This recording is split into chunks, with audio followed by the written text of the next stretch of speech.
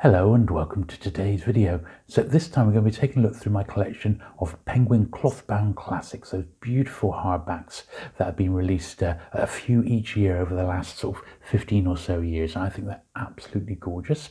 We'll also have a little look at my 100-year-old Everyman libraries, which was my other classic series that I collect. So sit back, relax, and let's get to it.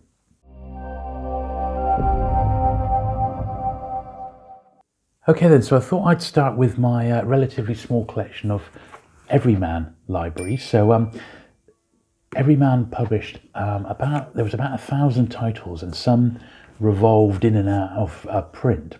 And this was published by them as a guide to the series. So this is actually quite difficult to get hold of, but this was like if you had a big Everyman's library, this was your sort of guidebook to the series.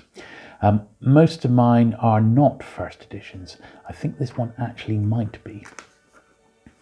They've got a very similar catalogue of the first 888 volumes. They've got very similar, and this was the first from 1932. This was actually still in its wrapper, that one. So this is a typical volume. It's Jules Verne's 5 Weeks in a Balloon, or Around the World in 80 Days. And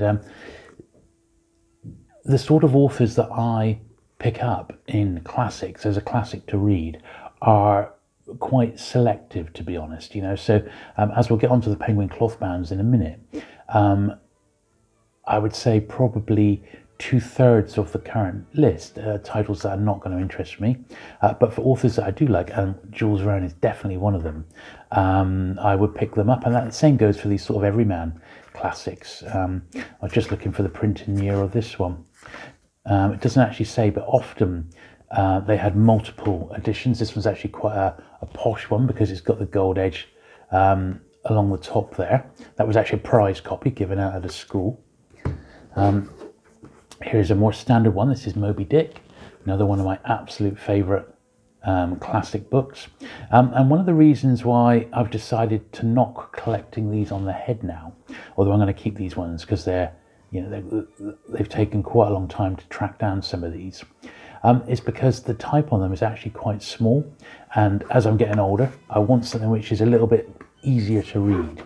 And also these are 100-year-old books, and I just want they're almost too good and too delicate to read, Dickens is another author who I absolutely love, and he's probably easily the most prolific of the sort of the classic authors that I've ever read. And I've got a set of his books from a set of hardbacks from 1880, which I've not actually shown on the channel, but it's the complete run, and they're in beautiful condition. And it's like a hardback set, so maybe I'll dig those out, but there's not really a lot to see. But once again, they're so antiquarian, I don't really relish reading them without, kid gloves on, if you know what I mean.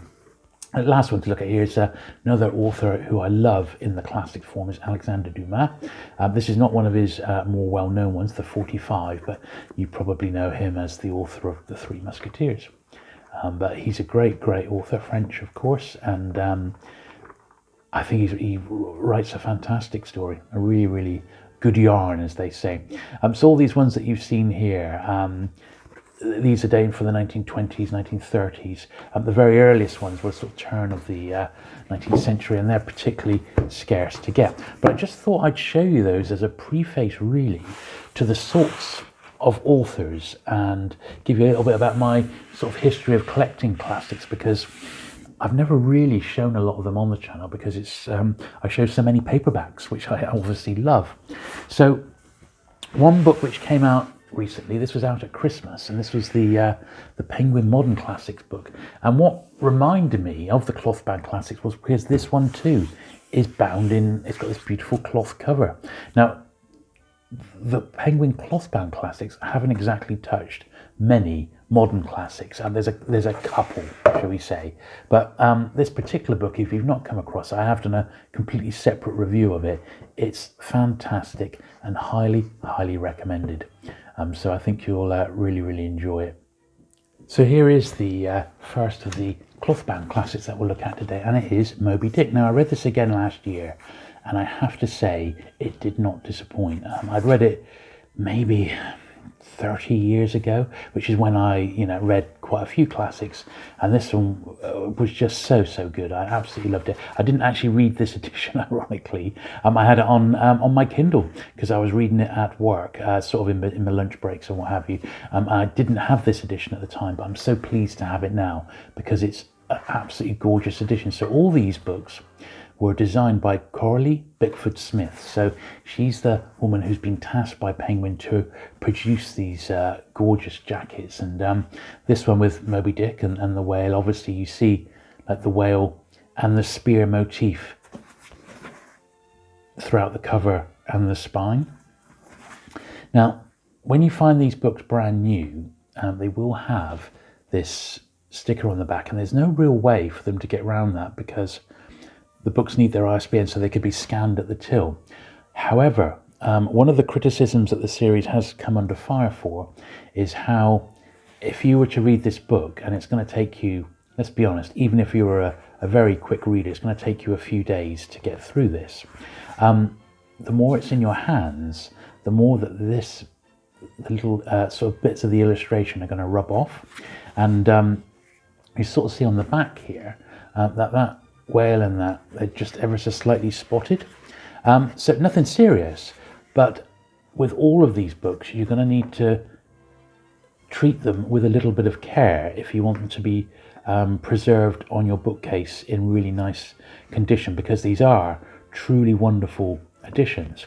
With this particular one, they've dug up an introduction which was first published back in 1992. And this particular one came out in 2013.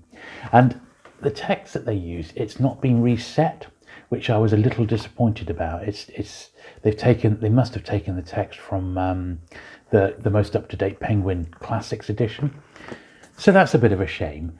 But on the whole, for one of the bigger books, I think it's really nice, and they have done a good job on that one.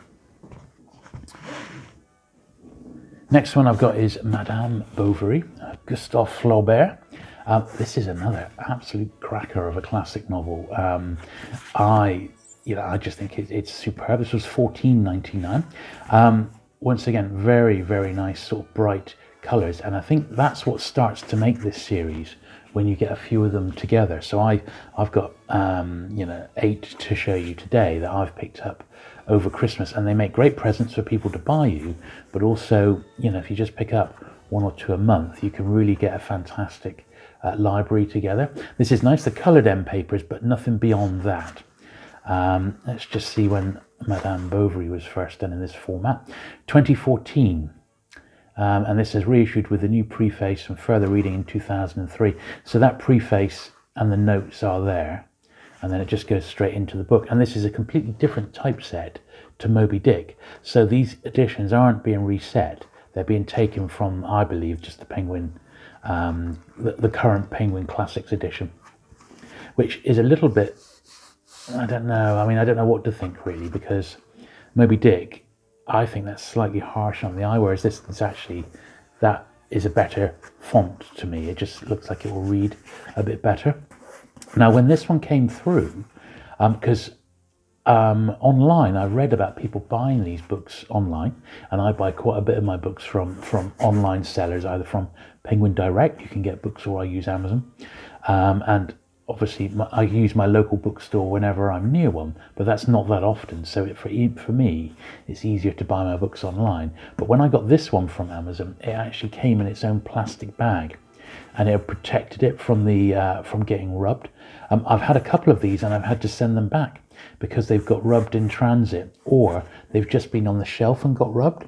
So when you start to shelve these yourself in your own collection, absolutely leave plenty of space between each book, or you might start damaging your copies.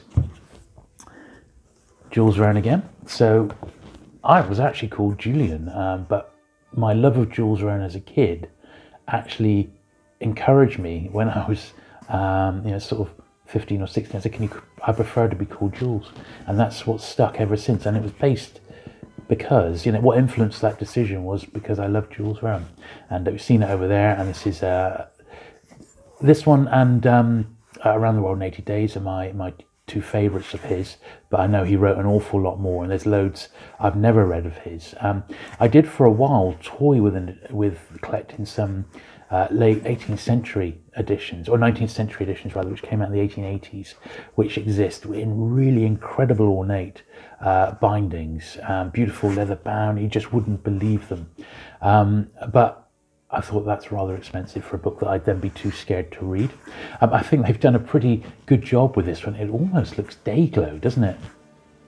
And this was $16.99 when I bought my copy. Have a little look inside here. Translated with an introduction and notes by David Coward. This was the 9th printing from 2019. Once again, this is nice. It's got some of the illustrations in as well, which I always remember, there we are, enjoying in the original editions. All of these have got a Tassel bookmark, but once again, you hear mixed stories online about the actual bookmark fraying and that, so I've decided not to use it as a bookmark. I just read these and put in a normal bookmark instead. But very, very nice indeed.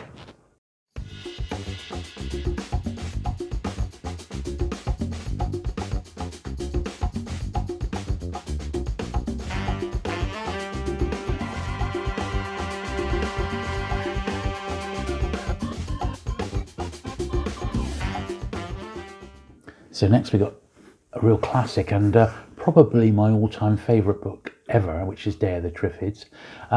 Once again, this is taken the Penguin Modern Classic edition, which comes with an introduction by Barry Langford. I find the introduction to this really, really dry. It almost encourages you not to read the book. So I would say if you buy this beautiful edition, don't bother with the introduction, just get straight into it and enjoy the book for what it is. Published in this format in 2016. Now, none of the books I've got here are first editions of these clothbound classics. They are actually quite collectible though, and the very first earliest ones were exclusives to Waterstones in Britain, and they were numbered 1 to 10. So if you find any of these which are numbered 1 to 10, or even 1 to 12 possibly, pick them up because they're quite valuable. There's also a handful that were released in India, which are quite expensive as well. But I'm not buying them for that.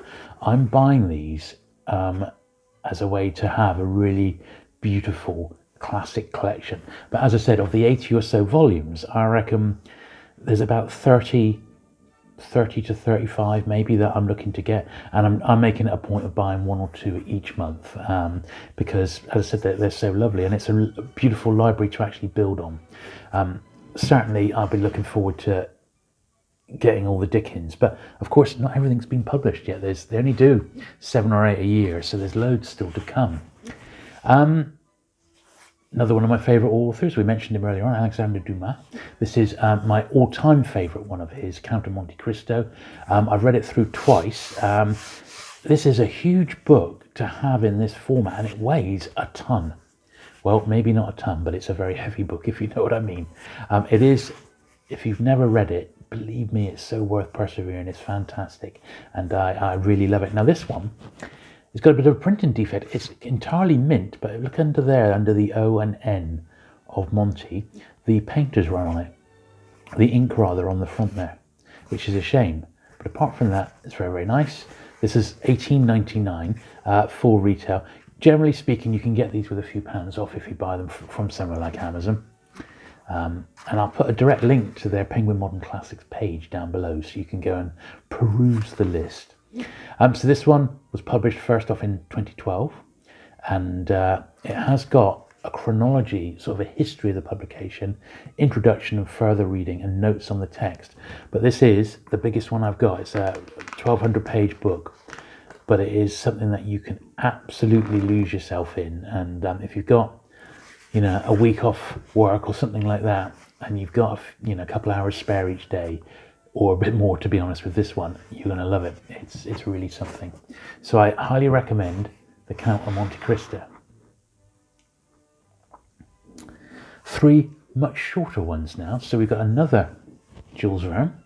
This is Around the World in 80 Days. So recently we had the BBC adaptation, at least the first season of it, with David Tennant in the role. and really gone to town with this one, with all the different locations that are featured in the book. I think that's really, really fantastic. Onto the spine as well. You've got the compass on the back here, which is great. A true Englishman never jokes about something as serious as a bet. There we are. So you've got the little belly band wrapped around it. Look, also available in Clothbound Classics, and it gives a little list of some of the other ones there. Frankenstein, Huckleberry Finn, Robinson Crusoe are definitely on the list there, ones that I'm going to be picking up. What I particularly like is something a bit more, I'd like them to be producing more books akin to Dare the Triffids, stuff from the 40s and 50s upwards, you know. So this one published in 2020 is a Penguin Clothbound Classic, and this one's got, once again, a chronology of the history of it, an introduction, further reading, notes on the translation. The actual book itself is only a couple of 100 pages, just over the actual novel, so not exactly long. Now this particular one, once again, although I've had this a short while, you can see how there's a little bit of wear on the publisher's P&C there, just a little bit, and you can see how these books over time, if you're not incredibly careful with them, they will get damaged and they will start to look worn, and nobody wants that, do they? So just be mindful of that and be really, really careful when you shelve them.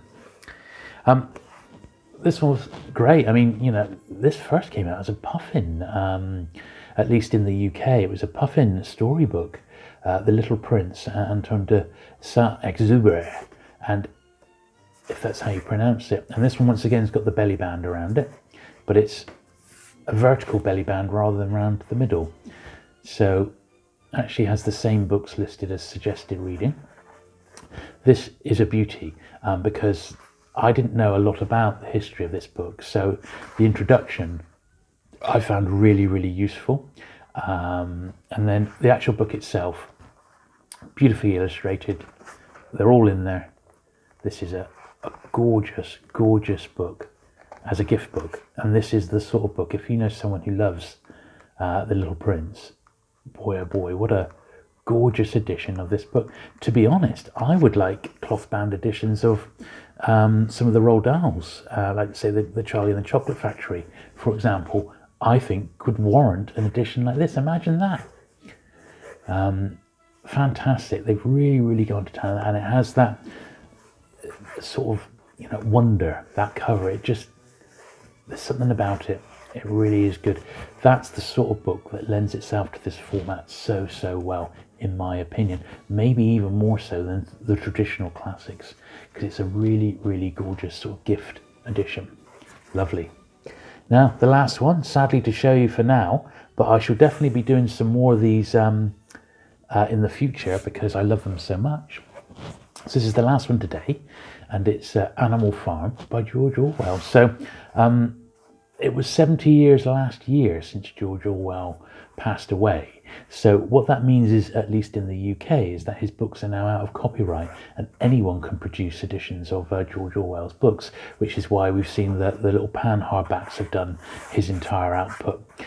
So in Penguin Clothbound, we've got Animal Farm and we've got 1984, which is one of the ones on my list of titles to pick up. So I'll definitely have that one. I would love them, since George Orwell is perhaps, he's in my top 5 favourite authors of all. I would like Penguin to do the entire lot in Clothbound Classics. Now, my all-time favourite Orwell is Down and Out in Paris and London, but I just don't know if such a harrowing title would ever come out as a clothbound. I don't know, but look at this. What a beautiful edition of Animal Farm, and certainly if you've got someone who's a real fan of Orwell, this is the book, this is the edition to get. £12.99, very, very, I mean, you're going to pay £8.99 for the standard paperback, so £12.99 for this gorgeous, gorgeous book, I think is money well spent. So there you go. I hope you enjoyed that look through my Penguin Clothbound Classics. They certainly are fantastic. When I get another 8 or so in the collection, I shall revisit these and I'll do another little follow-up video because I love them so much. I am at the moment buying 1 or 2 every month because they're just lovely. Thank you very much for watching today. If you have enjoyed the video, do please give it the thumbs up. Do please consider subscribing for regular vintage paperback content, and I'll look forward to seeing you again very soon. Bye.